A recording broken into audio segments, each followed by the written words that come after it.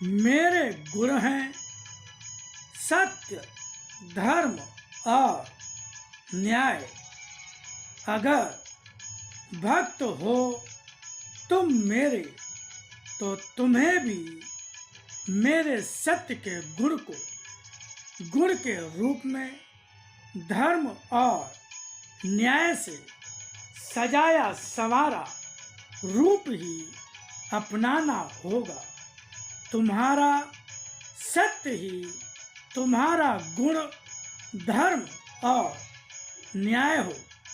जब तुम्हारे कर्म ही धर्म और न्याय से बंधे होंगे, निश्चित रूप से तुम्हारा अधिकार होगा मेरा भक्त बनने का, और यह अधिकार ही मेरी और मेरे भक्त की निकटता है।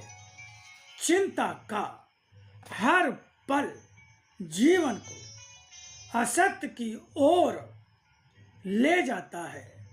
चिंता का कारण ही असत्य होता है, फिर भी चिंता करते हो।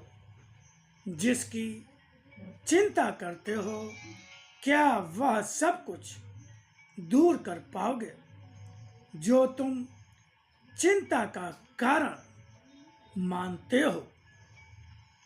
चिंता शरीर की ही करते हो, वह तुम्हारा हो या तुम्हारों का, जिन्हें अपना कहते हो, या फिर चिंता संसार में कभी अभाव को पूरा करने की, या जो कुछ पाने की इच्छा करते हो उसे अधिक से अधिक पा लेने की सोचो।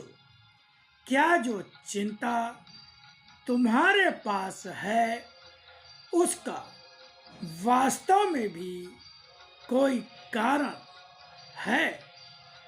यह सब कुछ भी तुम तभी कर सकते हो जब तुम्हारा मुझ पर विश्वास होगा। विश्वास शक्ति और शांति है। अविश्वास अशक्तता और अशांति है। मन में विश्वास पैदा करो उस शक्ति पर जो हर क्षण हर पल तुम्हारे साथ है। विश्वास करो उस शक्ति पर जो शक्ति ही नहीं, सर्व समर्थ और सर्व शक्तिमान भी है।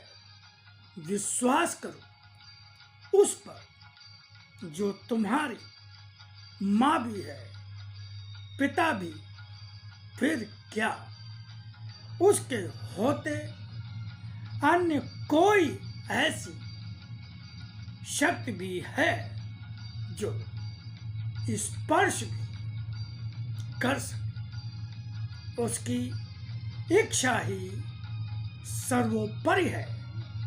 वह जो चाहता है वही होता है।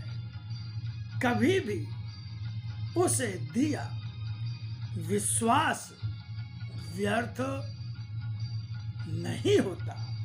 विश्वास सत्य पर होगा, असत्य कुछ होगा ही नहीं। संसार में रहकर सांसारिक जीवन के असत्य के बीच भी सत्य ही तो छिपा है।